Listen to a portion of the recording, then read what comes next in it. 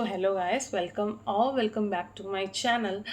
जैसे आप लोगों को पता ही है, हम इस चैनल पे प्रीवियस ईयर क्वेश्चंस के एनालिसिस के बेसिस पे पढ़ते हैं और उस बेसिस पे नोट्स प्रिपेयर करते हैं। क्रिटिसिज्म हम कंप्लीट कर चुके हैं, थ्योरी हम शुरू कर चुके हैं और थ्योरी में जो प्रेजेंट थ्योरी हम जो डील कर रहे हैं वो है पोस्ट कॉलोनियल थ्योरी। सो विदाउट वेस्टिंग मच टाइम शुरू करते हैं, लेकिन उससे पहले कुछ और इम्पॉर्टेंट इन्फॉर्मेशन है जो आप लोगों को देनी है। वो ये है कि अगर आप यूजीसी नेट की नई नई तैयारी करना शुरू कर रहे हो और आपको लगता है कि कुछ गाइडेंस मिल जाती तो अच्छा होता, तो मैंने अपने चैनल पे कैसे आप पेपर 1 पेपर 2 पढ़ सकते हो, नोट्स कैसे बना सकते हो, डिजिटल नोट्स कैसे बना सकते हो, इसका रिगार्डिंग सब बता दिया है। So you can check it. और साथ ही साथ इफ़ यू आर बीए और एमए स्टूडेंट जिसको आंसर राइटिंग में प्रॉब्लम हो रही है, you don't know how to write answers that can fetch you more marks as an English literature student, तो आप उन वीडियोस को देख सकते हो। वहाँ पे मैंने बताया है आप कैसे आरटीसी लिख सकते हो, कैसे 5 मार्क्स के आंसर्स लिख सकते हो, कैसे 500 वर्ड्स वाले आंसर्स लिख सकते हो, कैसे 250 वर्ड्स वाले आंसर्स लिख सकते हो। सो या you can always check them whenever you need them. Videos तो यहीं पे है, कहीं नहीं जा रही है। Also don't forget to share it with people who might be get who might be benefited with this thing.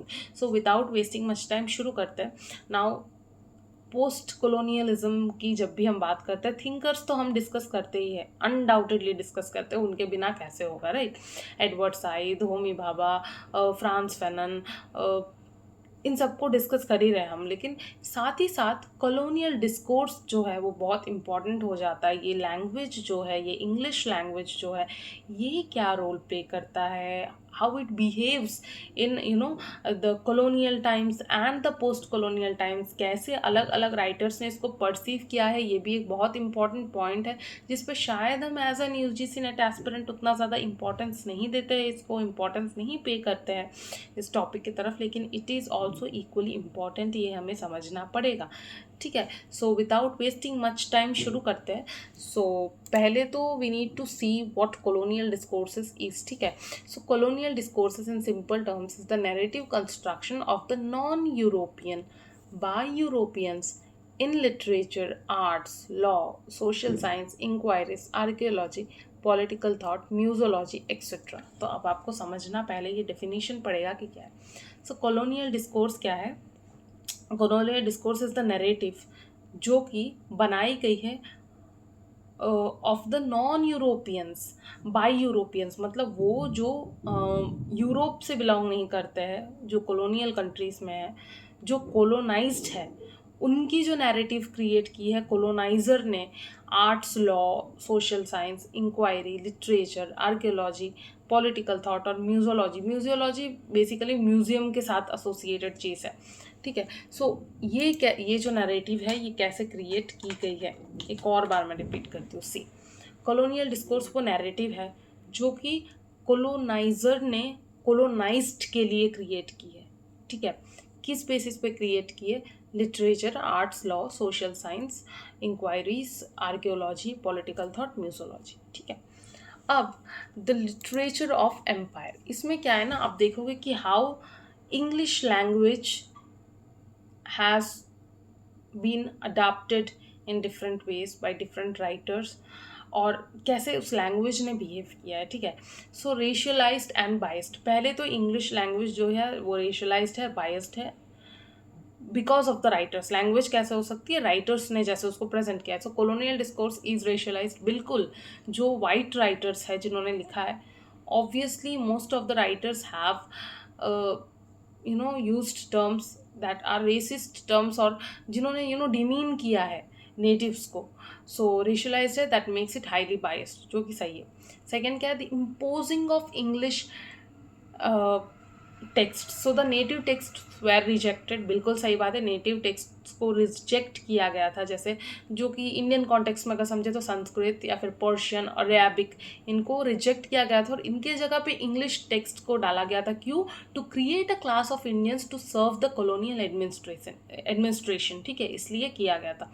सो ये एक और तरीका हो गया इंग्लिश लैंग्वेज का बिहेव करने का, जहाँ पे नेटिव टेक्स्ट्स को हटा के उसके जगह पे प्रायोरिटाइज किया गया इंग्लिश टेक्स्ट्स को एंड उनको सुपीरियर बताया गया। और इसके पीछे हिडन मोटिव क्या था? To create a class of Indians, जो कि मैकॉले ने अपने मिनट्स में बोला है, so that they can serve the authorities, ठीक है, सर्व द इंग्लिश पीपल।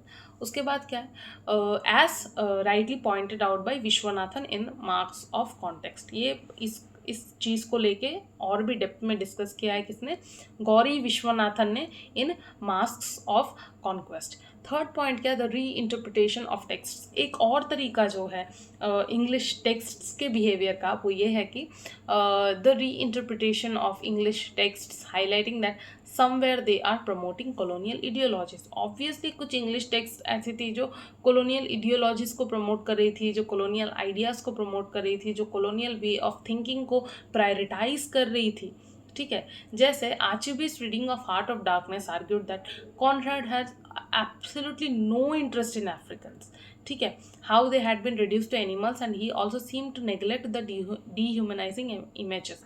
तो आर्चिबी ने जब पढ़ा हार्ट ऑफ डार्कनेस को, ठीक है, तो he was of an opinion कि कॉनराड ने, जोसेफ कॉनराड ने पूरी तरीके से निगलेक्ट किया है the treatment of Africans, the dehumanizing treatment of Africans, जो कि इंसान भी जिसको नहीं माना जाता था और डिमीन किया गया है अफ्रीकन्स को। इस पे यू नो कॉनराड ने इसको ऐसे दिखाया as if this is how it should have been, लेकिन ये गलत है, राइट। ऐसे यू कांट डीह्यूमनाइज समवन, आप नहीं कर सकते ऐसा, but the way Conrad has written it, it is as if he has normalized it. So Chinua Achebe को इसमें प्रॉब्लम लगा था।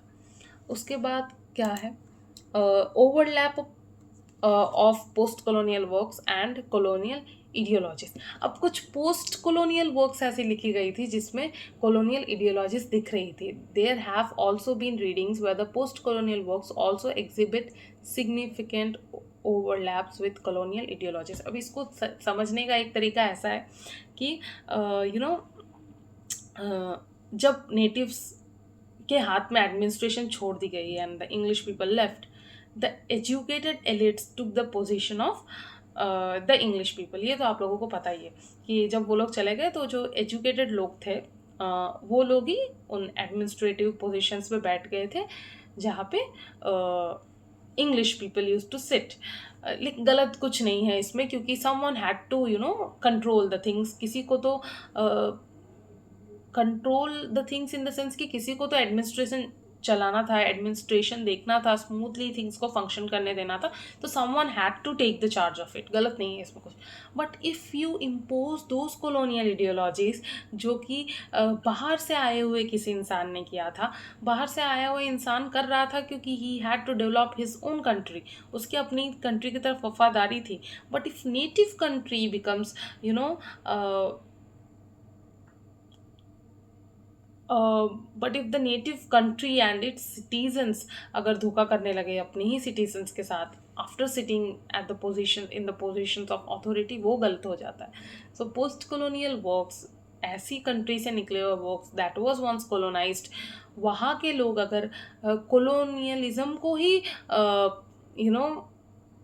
प्रेस करने लगे, प्रॉब्लम है। नीराज चौधरी के वर्क में आपको ये दिखेगा, इसीलिए तो नीराज सी चौधरी के वर्क्स को बहुत ज़्यादा क्रिटिसाइज भी किया गया था। इसी कारण से एंग्लिसिज्म को बहुत ज़्यादा, एंग्लिसिज्म की बहुत ज़्यादा तारीफ़ कर रहे थे, उनको सही लग रहा था ये इंग्लिश पीपल का rule, he was loving their ways. तो इसीलिए ऑटोबायोग्राफी ऑफ अननोन इंडियन जिसको क्रिटिसिज्म मिली है इसी वजह से। उसके बाद की पॉइंट क्या है, the forging of colonizers identity on the colonized. Colonizer अपनी आइडेंटिटी जब कॉलोनाइजर पे बैठाने की कोशिश करे, ठीक है। The readings where text highlight how the English tried to forge their identity replacing the native consciousness. ये तो होता ही आया है, इसमें तो कुछ नया है नहीं। The English people tried to prove that आप गलत हो, हम सही है, जो कि आपको कुछ हद तक दिखेगा हार्ट ऑफ डार्कनेस में। अफ्रीकन राइटर ने ही लिखा है, लेकिन उन्होंने दिखाया है अपने वर्क में कि कैसे no sorry, not heart of darkness, things fall apart. Things fall apart में आपको दिखेगा, जो कि लिखा है अफ्रीकन राइटर नहीं, अनडाउटेडली अफ्रीकन राइटर ने, ब्लैक राइटर ने लिखा है, कलर्ड राइटर ने लिखा है अनडाउटेडली। लेकिन उस वर्क में आपको दिखता है कि कैसे नेटिव्स मैनिपुलेट हो जाते हैं जब मिशनरीज बैठाए जाते हैं, जब मिशनरीज को बैठाया जाता है एक फॉरबिडन ग्राउंड पे, जहाँ पे नेटिव्स को लगता है कि शायद वहाँ पे कुछ ईविल एक्टिविटीज़ होती है और वहाँ जो भी जाएगा वो बचेगा नहीं। और जब मिशनरी स्मूथली फंक्शन करने लगती है तो उन्हें ये लगता है कि हाँ, नेटिव्स के कोलोनाइजर्स के हाथ में तो पावर है जो हमारे पास नहीं है, और वो ब्रेन वॉश्ड हो जाते हैं, और ऐसे ही कोलोनाइजर्स की आइडेंटिटी जो है वो कोलोनाइज पे इम्पोज हो जाती है। ठीक है, उसके बाद the reaction of the colonizer, the readings where the text highlight resistance, aversion and even ambivalence. ऐसे भी वर्क्स इंग्लिश में लिखे गए जो नेटिव्स ने लिखे हैं और जहाँ पे उन्होंने रेजिस्टेंस शो किया है। This is also one of the way of dealing with the English language. So ये तो गया द लिटरेचर ऑफ अम्पायर। यहाँ पे तो आपको दिखा कि कैसे the different ways of interpretation of the English texts, ये तो आपको दिखाई है।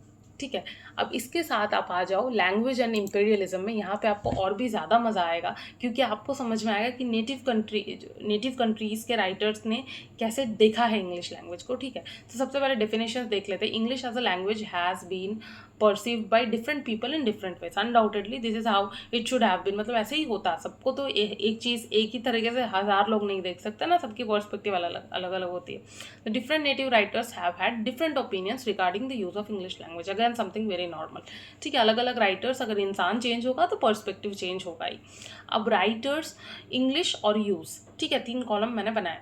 एनगुगी वा थियांगो, जो कि अपने वर्क डीकोलोनाइजिंग द माइंड में, जो कि उनका लास्ट माना जाता है इंग्लिश वर्क था जो उन्होंने इंग्लिश में लिखा था, he was against English language के अगेंस्ट थे, और गिक्यू में शिफ्ट कर जाते हैं अपने नेटिव लैंग्वेज में, वो इंग्लिश में लिखते भी नहीं हैं उसके बाद। ठीक है, सो ये 2 चीज़ें आपको मिलती है कि he was against the English language and he was against the use of English language. ठीक है, ये कौन है? एनगुगी वा थियांगो, डीकोलोनाइजिंग द माइंड में ये दिखता है। राजा राव कांथापुरा के प्रीफेस में लिखता है कि according to him colonial language cannot capture native emotions. वो पूरे अगेंस्ट थे इंग्लिश लैंग्वेज के, but he was using the English language. Ngugi against भी थे, यूज भी नहीं कर रहे थे। Raja Rao was against the English language, but he was using it. He continued to write in English language. Preface में लिख रहे हैं कि आप नहीं लिख सकते इंग्लिश में क्योंकि नेटिव इमोशंस कन्वे नहीं होंगी एक फॉरेन लैंग्वेज में। अगर आप प्रीफेस पढ़ो, बहुत अच्छा प्रीफेस है, एक ही पेज का है, ज़्यादा लंबा नहीं है, you can always read it, simple है, कुछ डिफिकल्ट भी नहीं है। लेकिन he continue to write in English, पूरी कांथा पूरा इंग्लिश में लिखी हुई है। ठीक है, Derek Walcott and Salman Rushdie का क्या था? They were not against the English language, क्योंकि उनका मानना था कि once the colonizers gave us the language, now this became my language, मेरी लैंग्वेज हो गई है, अब मैं इसमें लिख सकता हूँ, ये कोई कोलोनाइजर की लैंग्वेज अब है ही नहीं। ठीक है, ये इनका मानना था। And they used it proudly in their works, तो उन्होंने कभी कोई आपत्ति नहीं जताई, and in fact they used it proudly in their works. ठीक है, so this was all that I wanted to share with you people in this video. I hope you enjoyed it. Simple हुआ होगा आपके लिए, टेबल मैंने इसीलिए यहाँ पे रखा है ताकि थोड़ा सिंपल हो जाए। सो या this was all that I wanted to share with you people. और पोस्ट कोलोनियलिज्म इसी के साथ ख़त्म होती है। लास्ट वीडियो था ये पोस्ट कोलोनियलिज्म का। अगर आपको अभी भी लगता है कि कुछ मिसिंग है या कुछ मुझे पढ़ाना चाहिए तो please feel free to tell me. इसके बाद कोई और थ्योरी शुरू करेंगे, देखते हैं क्या शुरू करें। बट ये पोस्ट कोलोनियलिज्म की तो लास्ट थ्योरी थी, मेरी तो फेवरेट थ्योरी है post colonialism. I love it. शायद जस्टिस किया हो मैंने इसके साथ आप लोगों को, शायद थोड़ी सी इजी हो गई हो ये थ्योरी समझने के लिए, समझने में आप लोगों के लिए। सो या इसके बाद I am planning to start feminism, देखते हैं। ठीक है, सो थैंक यू।